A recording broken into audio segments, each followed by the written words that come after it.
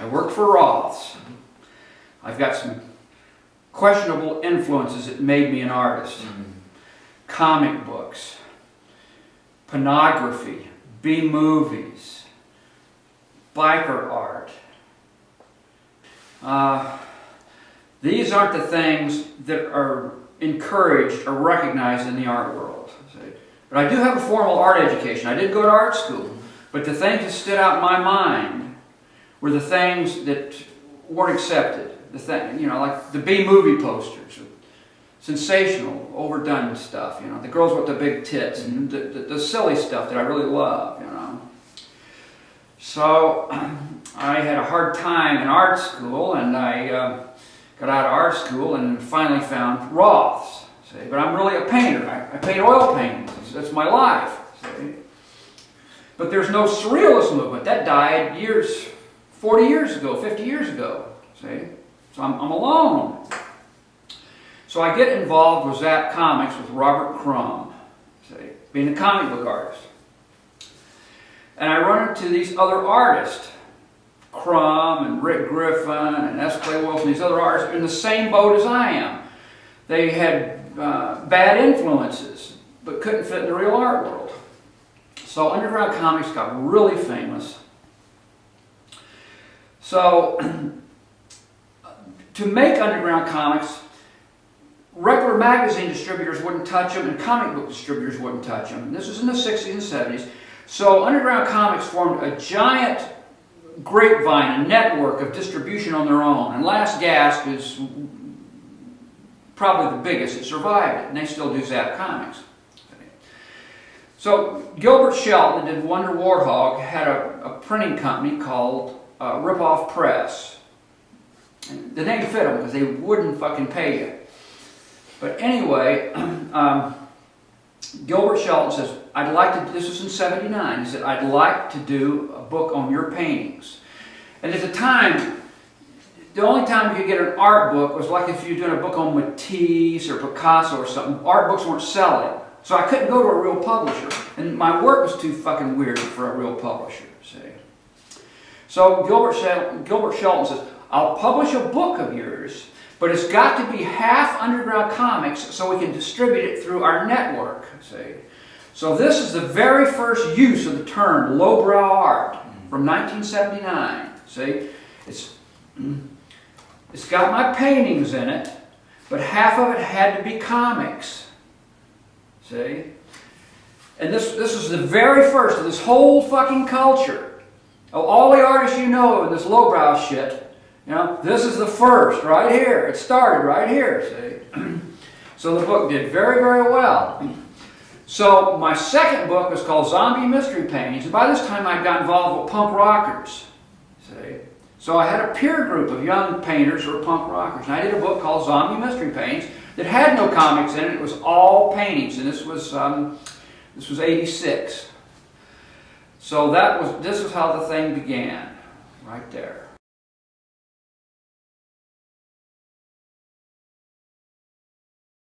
Well, no, lowbrow would be kind of lower class, not so much raunchy. Well, raunchy would be in there, but it'd be lower class.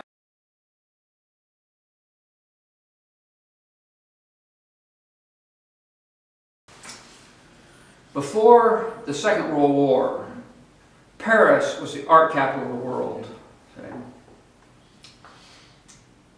And it had Cubism and Surrealism and Dada and a few other isms, Futurism.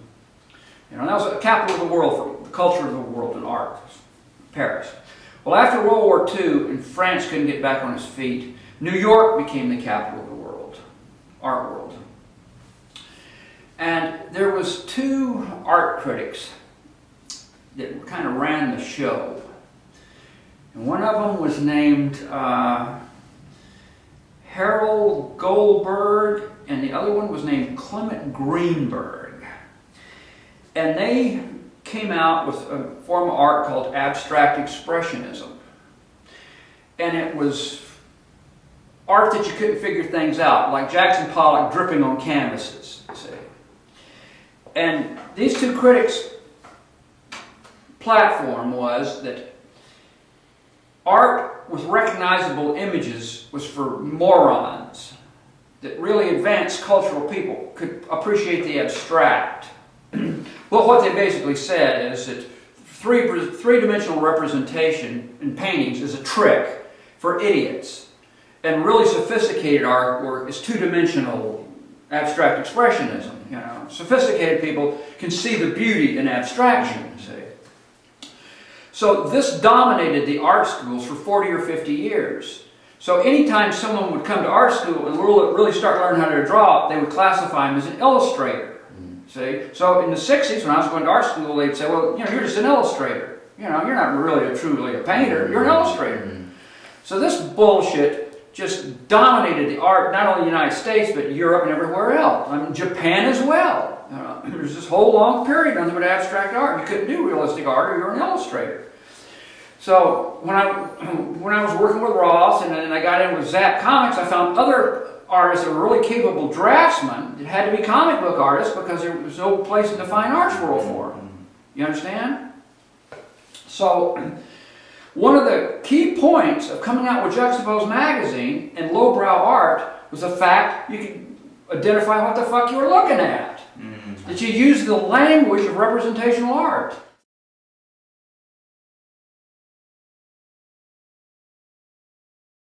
I wasn't alone. There's a bunch of other artists that had been under the same suppression. Since the 60s and 70s, other forms of abstract art dominated, like minimalism and conceptualism.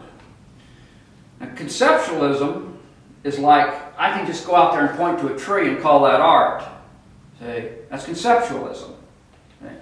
Now, the other things, it's going to be hard to explain to you, but you'll say, well, if they were down on realism, what about pop art? Because this got realism.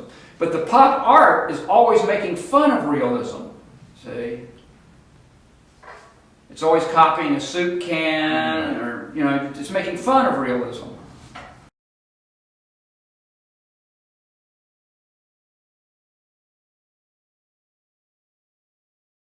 Now, that's not custom culture, that's lowbrow art. It's got surf culture and biker culture and graffiti. That's lowbrow art. That's not custom culture. Custom culture is just hot rods and customs. Right. Well, custom culture is part of lowbrow art.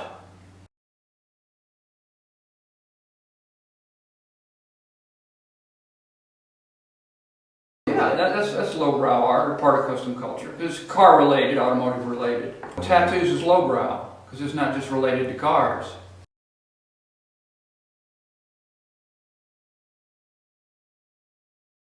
Cars and motorcycles, yeah.